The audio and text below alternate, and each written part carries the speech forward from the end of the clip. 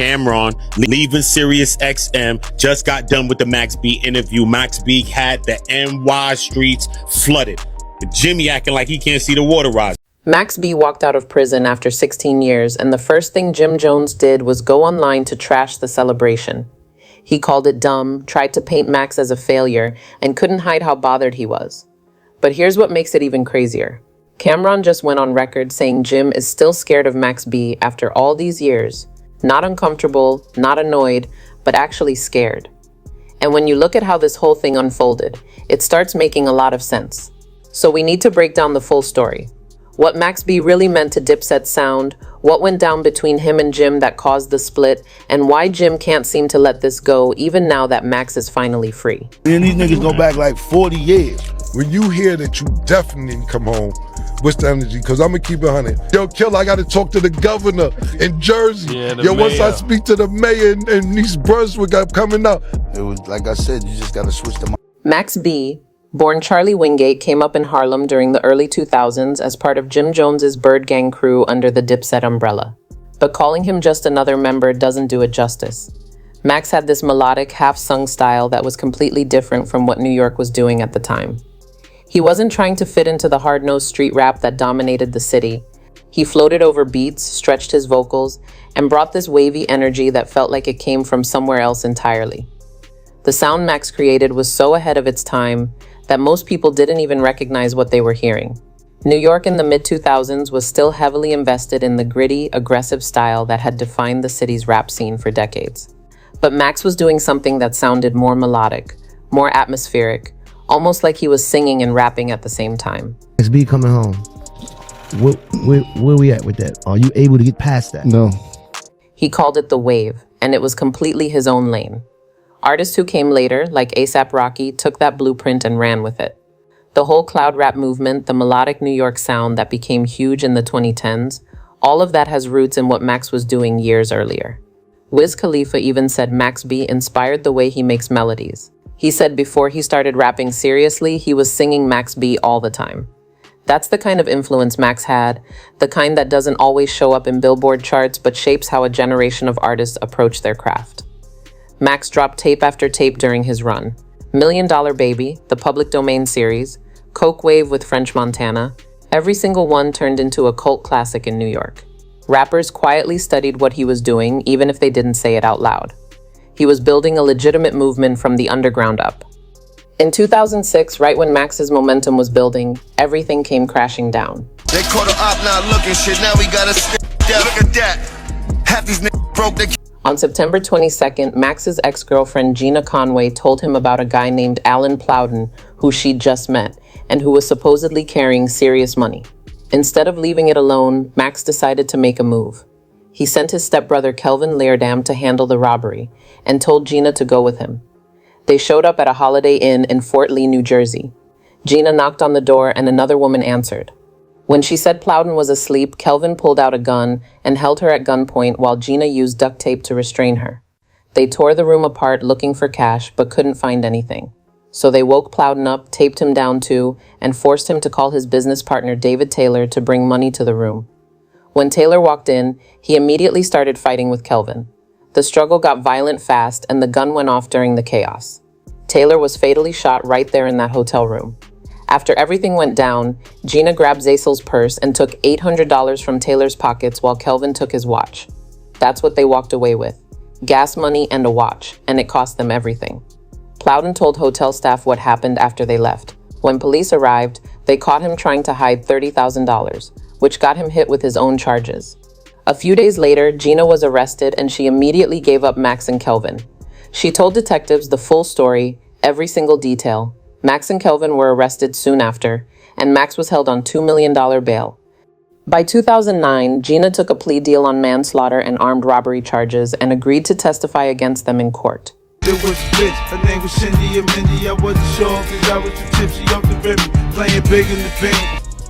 Let me cream, my dick was the buck, my was the ATM machine. Had the sparkle low in my ear, below, nibble on the little nipples and blowing on the. In May of 2009, Max and Kelvin's trial finally started. On June 9th, they were both convicted on 9 out of 11 charges, including felony murder. The sentencing was brutal. Max was sentenced to 75 years. Kelvin got life plus 35 years. The next day, Gina was sentenced to 15 years. Max tried to appeal the conviction, but in August 2012, the appeal was rejected. It looked like he was going to spend the rest of his life behind bars. But then in 2016, something unexpected happened. Max's conviction got thrown out because his original lawyer had a serious conflict of interest that compromised his defense. Max's sentence was reduced to 20 years after he pleaded guilty to aggravated manslaughter. That changed everything about his timeline. In November 2025, Max B finally walked out of prison after serving nearly 16 years.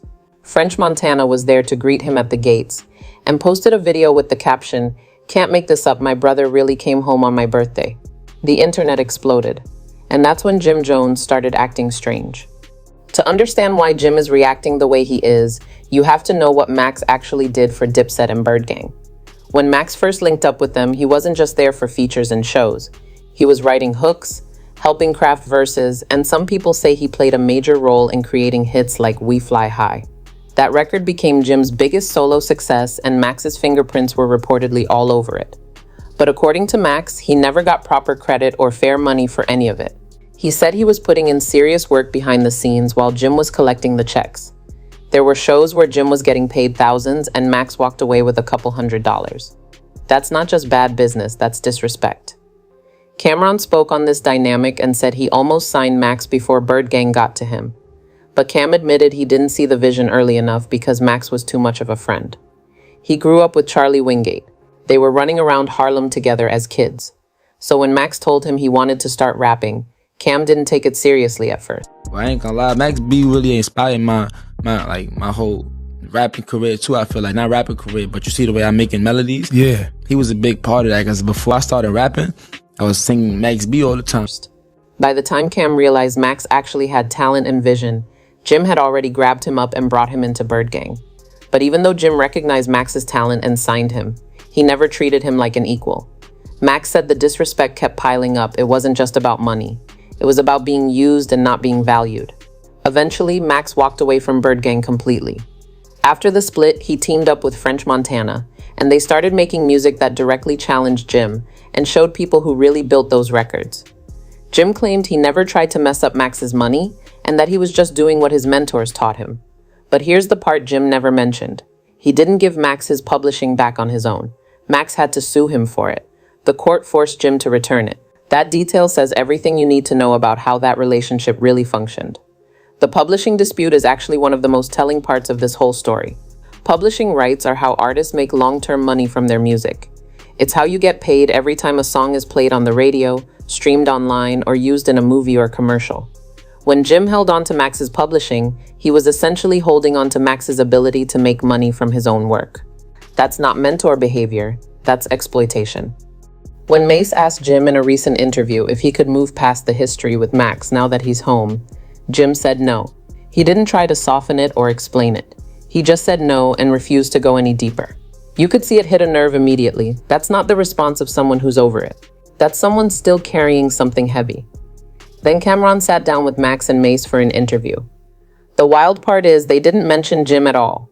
They talked about their Harlem days, Max's time locked up, and what he wants to build moving forward. Max didn't throw shots, he didn't get messy, he just spoke about his life and his future.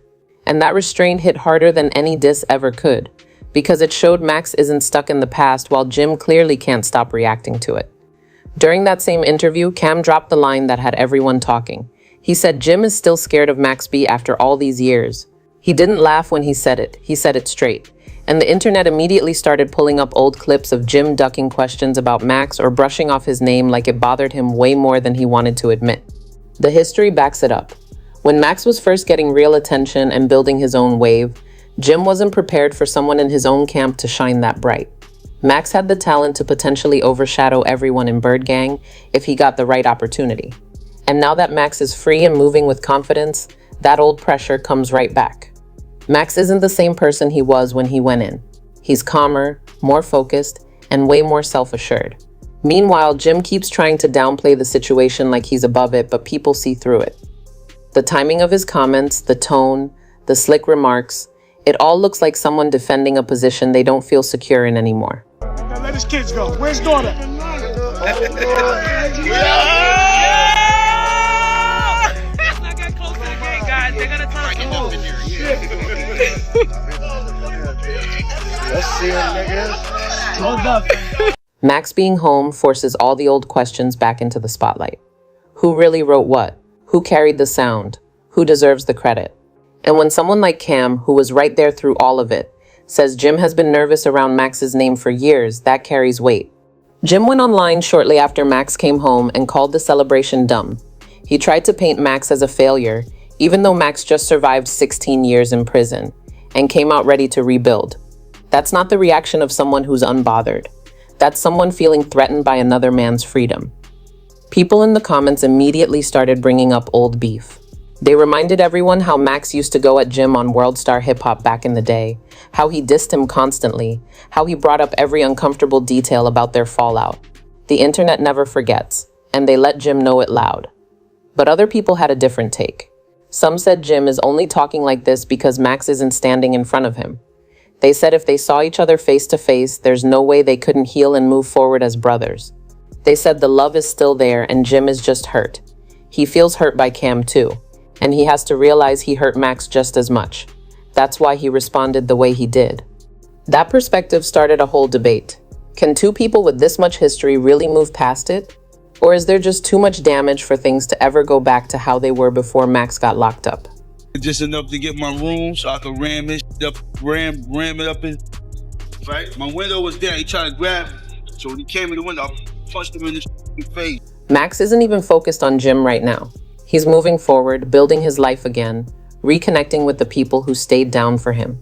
French Montana has been by Max's side since day one. He posted the video of Max walking out, showed love publicly, and made it clear he's ready to work. Max has support. He has people who believe in what he can still do, and that's what makes Jim's reaction look even worse. Instead of showing growth or maturity, he went straight to throwing shade. The truth is, a free Max B means those old stories won't fade away this time. The questions about who built what, who got paid, and who got used, all of it comes back, and Jim can feel it. That's why he can't let it go. That's why Cam said what he said. Because the fear isn't about a physical confrontation, it's about the truth finally getting the platform it deserves. Max is living proof that talent doesn't disappear just because someone gets locked up. He's still got the voice, still got the presence, and he's still got people waiting to hear what he does next. Jim built his career on a sound Max helped create. And now that Max is back, people are going to remember that. They're going to ask the hard questions. And Jim knows he doesn't have good answers for all of them. The industry has changed a lot since 2006. Streaming has taken over. Social media gives artists direct access to their fans. Max doesn't need a major label or even Jim's cosign to rebuild. He can drop music independently, build his fan base back up, and create his own path. That's probably what scares Jim the most. Max doesn't need him anymore. So what do you think? Can Jim Jones and Max B ever move past this and find some kind of peace? Or is there just too much history, too much hurt, and too much pride for them to ever be cool again? Drop your thoughts in the comments, and if you made it this far, hit that like button and subscribe so you don't miss what's coming next. I'll catch you in the next one.